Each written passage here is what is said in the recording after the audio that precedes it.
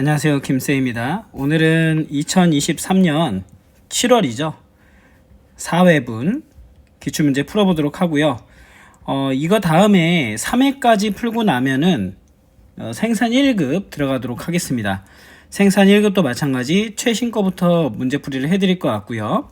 그 다음에 생산 다 하고 나면 물류 들어가겠습니다. 1급 강의 진행하는 거고, 생산과 물류가 강의가 1급까지 다 끝나면 인사 들어가겠습니다. 인사 이론 들어가고, 인사 끝나고 그 다음에 인사 기출까지 끝나고 나면 제가 지금 그 이론을 다시 정리를 하고 있거든요. 다양한 문제집들 여러 출판사 걸 다 종합을 해가지고 여러분들 보시기 편하게 좀 약간 요약지식으로 정리해서 만들고 있어요. 그래서 그 정리되는 대로 해서 그걸로 해서 다시 강의를 좀 정리된 대로 올리겠습니다. 지금은 앞에서도 말씀을 해주시는데 오프라인 강의에 맞춰서 올리다 보니까 거기에 진도를 맞춰서 올려서 되게 급하게 올리고 있는 거거든요. 그래서 내용도 원래는 좀 더 깔끔하게 정리해서 올려드리고 싶은데 그 오프라인 강의에 맞추다 보니까 판서 강의도 좀 날림도 있고, 그래서 보시면서도 약간 그 글씨가 제가 잘 쓰는 글씨가 아니다 보니까 보시면서 좀 불편한 감도 있으실 텐데 조금만 기다리시면 제가 요약 정리해가지고 정리집을 깔끔하게 만들어서 다시 한번 해드릴 겁니다. 그래서 그렇게 해서 봐주시면 좀 편하겠죠. 그리고 지금 오프라인 강의하고 매치가 돼서 돌아가다 보니까 ITQ 수업도 지금 오프라인 강의에서 들어갔거든요. 그래서 제가 쓰는 출판사 렉스미디어 출판사에 커말 2급하고 ITQ 책자를 가지고 강의해도 된다는 허락을 받았어요. 그래서 그 책자 나중에 또 말씀을 드리면서 ITQ도 순서대로 해서 진행하도록 하겠습니다. 자, 그러면 오늘은 2023년도 7월 기출문제 이론 먼저 들어가도록 하겠습니다. 자, 1번 문제부터 보겠습니다. ERP 구축 시 ERP 패키지 선정으로 적절하지 않은 것은 시스템 보안성, 그죠? 중요하죠. 사용자의 편리성이죠. 편리성. 복잡하면 안 되겠죠. 편리성. 그래서 답은 뭐다? 2번이 답이 된다. 요구사항에 부합하는 정도, 검증된 방법 적용 다 맞습니다. 자, 2번 to be process 석개축현이라고 했죠. 여러분들 이거 암기 코드죠. 석개축현 분석, 설계, 구축, 구현이죠. 자, 여기서 to be process는 어디예요? 그죠? 설계 단계에 들어가 있다. 그래서 지금 이 절차로 가장 적절한 것은 뭡니까? 설계 단계니까 답은 1번이 되겠죠. 간단하게 여러분들 as is 분석, 그 다음 as is 분석은 이 분석 단계가 되겠고요. to be process는 설계 단계가 됩니다. 그래서 이렇게 핵심 포인트들 딱딱 집어서 봐주시면 될 것 같고요. 설계 단계에서 또 가장 포인트가 뭐였어요? 커스터마이징이죠. 커스터마이징이라는 거. 그래서 뭐 프로그램 설치, 패키지 설치, 모듈 조합 실행 뭐 이런 것들도 있습니다. 여러분들이 그 내용을 갖다가 잘 기억해 주시면 이 부분은 무조건 나온다. 구축 절차는 하나 봐주시면 될 것 같고요. 그 다음에 3번 경영혁신 전략 기법으로 적절한 것을 물어봤습니다. 정보기술을 통해 기업 경영의 핵심과 과정을 전면에 개편함으로써 경영 성과를 향상시키려는 기법입니다. 이거 정말 많이 나왔죠. 얘를 뭐라 불러 우리가? 그렇죠. 리엔지니어링이다. 다른 거 뭐 봐주실 필요 없습니다. 어떤 분들이 리스트럭처링은 뭡니까? 라고 하는데 얘는 구조조정을 얘기합니다. 구조조정. 필요 없는 걸 잘라내버리는 거죠. 자, 그 다음에 4번 문제 보겠습니다. 4번 ERP 시스템이 프로세스, 화면, 필드, 그리고 보고서 등 모든 부분이 기업이 요구사항에 맞춘다. 기업 요구사항에 맞춘다. 맞춘다는 얘기죠. 이거 뭐라 불렀어 우리가? 그렇죠.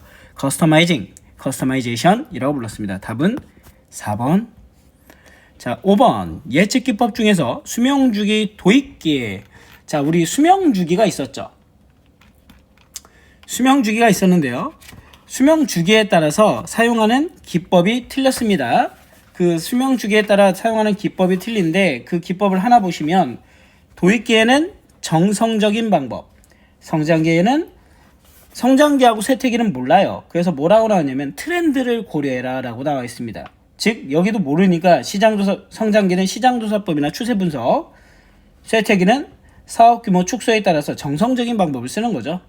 그리고 우리가 흔히 말하는 정량적인 방법은 어디만 가능해요? 그렇죠. 성숙기만 가능하다. 그러면 지금 도입기는 뭐라는 얘기예요? 지금 델파이법, 중요평가법, 뭐 시장 실험법, 전문가 의견법 등등 여기서 쓴다는 얘기죠. 누구는 아니야? 이제 이동평균법 같은 경우에는 가장 대표적인 정량적인 기법이 되겠습니다. 답은 1번 수요 예측의 오차의 특징으로 가장 적절한 것을 했는데요. 자, 여러분들 우리 수요 예측에 대해서 여러 개가 있었는데 그 수요 예측이 단순하게 한번 보시면 이렇게 되는 거죠. 여러분들 그 기간이 짧은 거는 긴 거에 비해서 오차가 작습니다. 다른 말로 하면 길면 오차가 커지는 거죠. 그렇게 봐주시면 돼요. 그럼 여기서 예측 기간의 길이에 비례하여 높아진다 1번이 되겠죠. 당연한 얘기입니다. 다음 주 예측이 정확하지 뭐 2년 뒤, 3년 뒤 예측이 정확할 수가 없겠죠.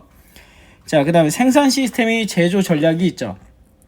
MTS, MTO, 그 다음에 ETO, 그리고 ATO가 있습니다. 자, 요거는 여러분들 보시면은 MTS는 뭐예요? Make to Stock, 재고로 가지고 있다가 출고시키겠다라는 거죠. 이게 MTS고요. 그 다음에 Make to Order는 뭐예요? 주문이 있으면 그때부터 뭐 하겠다? 제작을 하겠다는 거죠. 그 다음에 Engineer to Order는 뭐예요? 주문이 있으면 설계부터 하겠다는 거죠. 설계.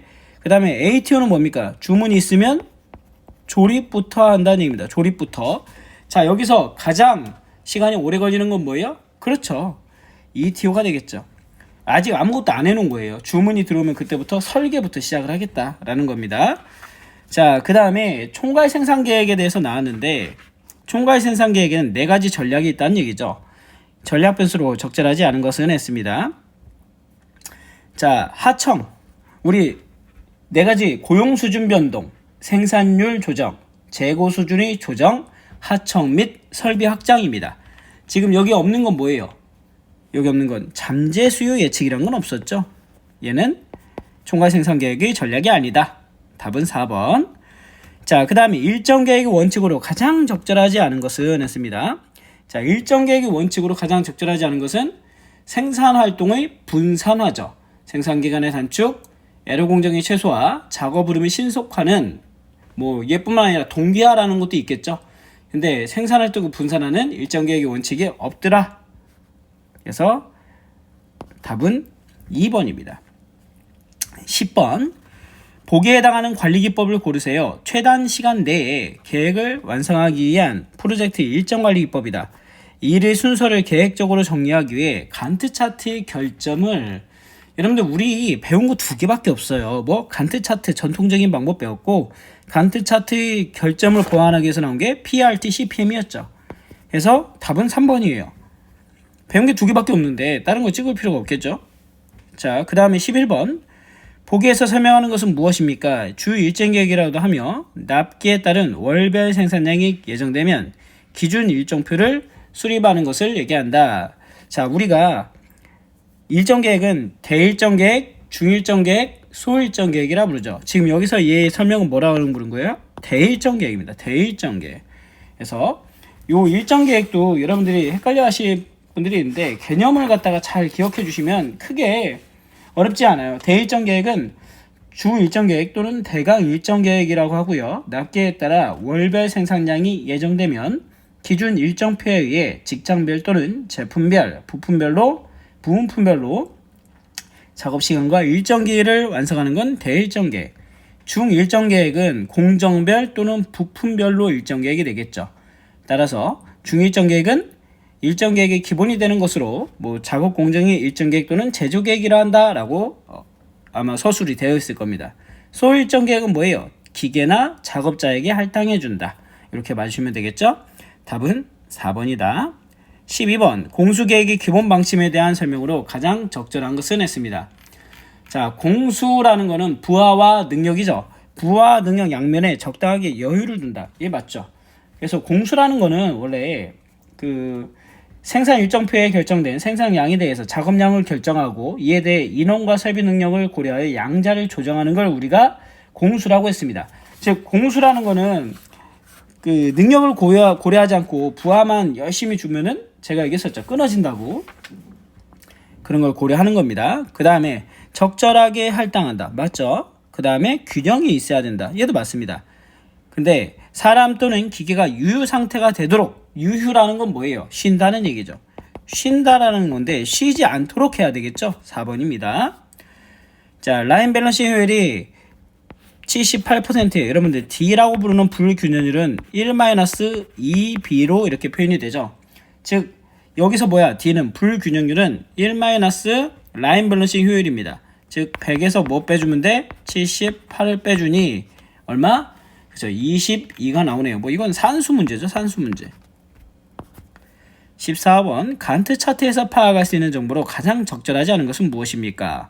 여러분들 간트 차트에서는 대략적인 뭘 구할 수 있어요? 완료 시간을 구할 수 있고 그 다음에 시작 시간도 구할 수 있고 공정 시간도 구할 수 있어요. 하지만 그 화살표로 쭉쭉 그어서 시작했다 끝났다 어디까지 진행됐다 이런 것만 알려주는 거거든요. 그러니까 여기서 효율성은 알 수가 없더라 라는 겁니다. 15번 작업장에 능력 이상의 부하가 적용되어 전체 공정의 흐름을 막고 있는 걸 우리가 뭐라 불러? 병목 현상, 버틀렉, 다른 말로 하면 에러 공정이라 부르죠.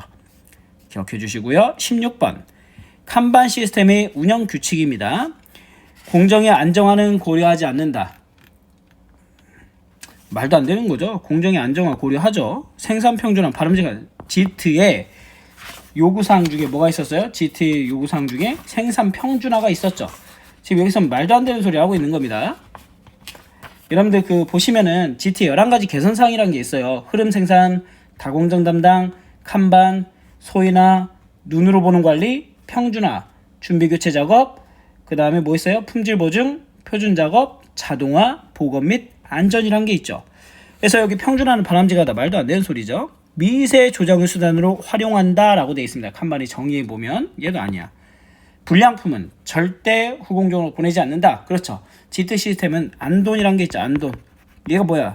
절대 후공정으로 불량을 보내지 않는다는 GT의 개념이 되겠습니다. 4번 17번 자재 소요 계획 시스템의 주요 입력 요소로 가장 적절하지 않은 것은 했습니다.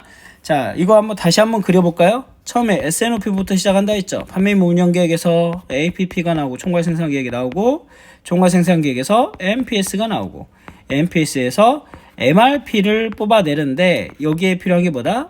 BOM과 IRF가 필요하다. 기억나시나요? 그래서 여기서 제가 뭐라 했죠? 입력 요소 3개 하나 둘 3개 아닌 건 뭐야?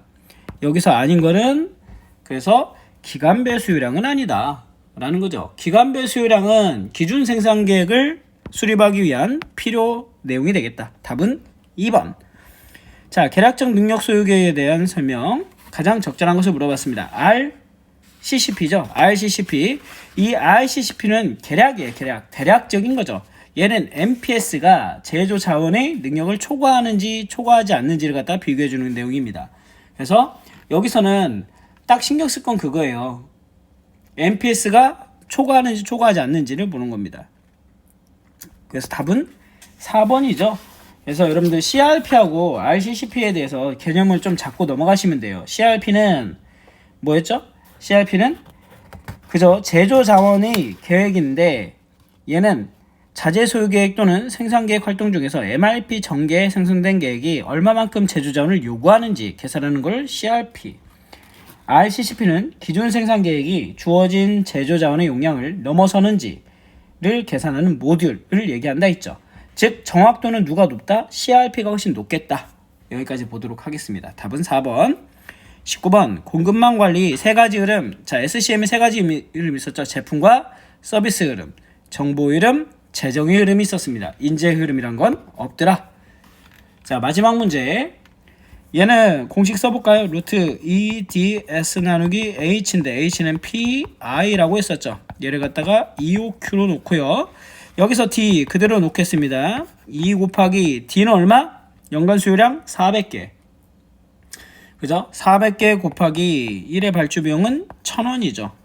나누기 HI. H는 PI죠. PI 단가 곱하기 0.1 해주시면 되겠네요. 이거 풀면 얼마 나와요?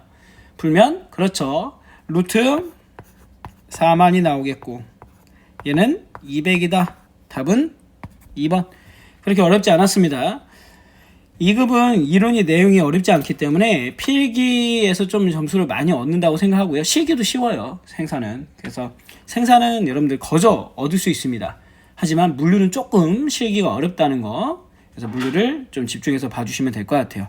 자, 오늘 여기서 마무리 짓고요. 다음에는 5회, 3회죠, 3회. 5월 차 거까지 문제를 풀이하도록 하겠습니다. 자, 마무리 짓겠습니다. 수고하셨습니다.